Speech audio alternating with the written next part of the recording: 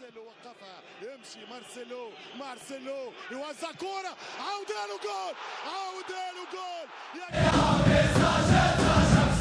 بسم الله الرحمن الرحيم. مشاهدينا الكرام في كل مكان، اسعد الله اوقاتكم بكل خير، واهلا ومرحبا بكم في نقل تلفزيوني مباشر عبر القناه الرياضيه. نواكب واياكم احد المباريات الهامه على مستوى الدوري الاحترافي، مقابله مؤجله، مقابله سد الستاره، نعم، على ما تبقى من المباريات بالنسبه لفريق الوداد الرياضي وامام خصمه فريق المغرب الرياضي فاسد. تشكيله ديال الطرفين، ننطلقوا بتشكيله ديال فريق الوداد الذي يدخل للمقابله بالاسماء الرسميه الاتيه. هنالك في حراسه المرمى يوسف المطيع 32، باقي الاسماء رقم 3 انس سرغات، 4 امين ابو الفتح، 5 يحيى جبران، 10 حمد اللاوني، 11 محمد بونجم، 16 جمال حب. محاوله للتعامل مع هذه الكره، عمليه هجمه اماميه، الخروج ديال الحارس المطيع، تصويبه اماميه، فرصه صوب المرمى وتصدي ديال الدفاع للوداد. تنفذ اماميه في اتجاه سامبو دخول داخل منطقه الجزاء، السقوط، فرمش غير تماما الجهه اليسرى، كره لصالح فريق المغرب الفاسي داخل منطقه الجزاء، بعيد تعامل مع الكره العرضيه الجانبيه، تنفذ ومباشره الى خارج الخط الخلفي للملعب. الجهه اليسرى، محاوله المراوغه، دخول داخل منطقه الجزاء، تصويبه، وفي اخر مطاف في الرياضي داخل منطقه الجزاء، محاوله هجوميه، تغطيه تاتي، سيناريو هكذا، كرات تاتي على مستوى الخط الامامي، سقوط، الحكم ماذا يقول؟ كره تلعب بهذا الشكل، ضربه جزاء المستجد الذي ياتي في هذه اللحظات من جانب فريق المغرب الفاسي، واحتجاج للوداد. الحكم يوسف التريكي يعلن مدويه هنا في ملعب البشير. شوفوا الزوايا التي سيطلب من غرفه الفار امداد بها. لاحظوا هنا ننطلق بهذا الشكل، هذه زاويه اخرى على رقعة الملعب، يقول ضربة جزاء، يقر بضربة جزاء لصالح فريق المغرب الرياضي.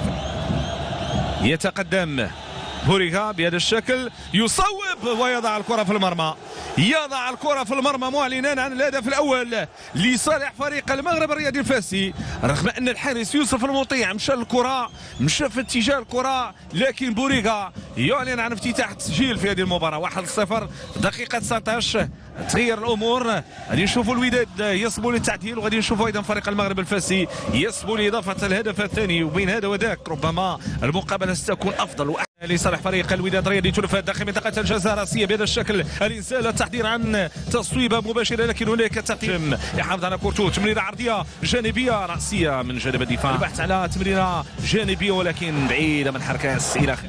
كرة من جديد المغرب الفاسي، تمريرة أمامية، تلعب هذه الكرة من جديد للوداد الرياضي، عملية المراوغة هنا ونجم، الحكم يتدخل، تريكي يعلن على مخالفة وتوجيه بطاقة صفراء تأتي في هذه اللحظات. تنفيذ منتصر الحتيمي، تلعب هذه الكرة أمامية راسية، كرة ممتازة، والهدف، هدف التعديل للوداد، هدف من أمين أبو الفتح، اصطاد ضربة جزاء، عاد من جديد ليقوم بتعديل الأمور في هذه المواجهة، في هذا اللقاء. لعبات أمامية، لعبات بشكل ممتاز، 1-1 النتيجة المسجلة، النتيجة التي تأتي في هذه اللحظات من خلال هذه العملية. الجهة اليمنى، عملية هجومية من سرغات في اتجاه نجم، يستلم، يرفع جانبية عرضية، كرة داخل منطقة الجزاء عن طريق جبران، يلعب أمامية في اتجاه سامبو، هوني أمامه المساحة، ماذا يريد؟ يرفع كرة داخل منطقة الجزاء، ينزل بالصدر، لكن الإبعاد يأتي بعد ما كان سامبو كان أقرب للتحكم في الكرة الماضية. بالتالي الانتصار 3 أهداف مقابل هدفين على حساب اتحاد تورغا. كان هنالك مشوار نهضة منتصر الحتيمي، يرفع هذه الكرة داخل منطقة الجزاء، كرة من سامبو، التحضير، التأطير، وفي آخر مطاف إلى خارج الخط الخلفي، وهنالك الاحتجاج، هنالك المطالبة بضربة جزاء. الوداد الذي يسبق للتعامل وللاستفادة والاستثمار من الكرة الماضية في ملاعبين اللقطة. هذا أمر آخر، مسألة التسلل. لاحظوا هنا اللقطة،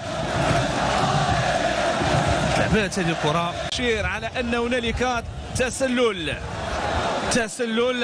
الشيء اللي كيخلي أنه الأمامية ودادية، الإنزال بهدوء، تمريرة وزاوية تأتي في هذه اللحظات، لكن قبل ذلك هنالك الجهه اليسرى الحمد الهوني في اتجاه دراوي يحاول يمر امام جوج ديال اللاعبين تصويبه مباشره صوبه الحارس صلاح الدين يرفع الكره ديالو في خط الامامي بهذا الشكل دخول داخل منطقه الجزاء تصويبه مباشره صوب الحارس المطيع بوريكا ينسل بوريكا كيتمكن من كذا شوف دور الجمهور يبحث عن الحلول واليوم مرتدى قميص وجه الباب يصبو للتعديل.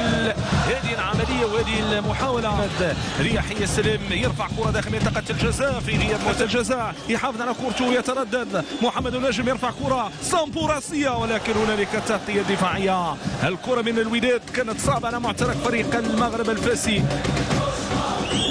تعود الوداد ياتي بهذا الشكل تمريره عرضيه جانبيه داخل منطقه الجزاء لنزل لمن الحقيه ولمن الفرصه من اجل التسجيل. تعود للوداد صرغه تصويبه ولكن مطوله مباشره الى رضا يحاول ما يمكن انه يمر لكن تلعب هذه الكره بهذا الشكل تنفذ المغرب الفاسي احتل الانسلال من اشرف رمش لعبت الكره في اتجاه محسن بوريكا تسجيل هدف التعديل ورفع معنويات فريق الوداد.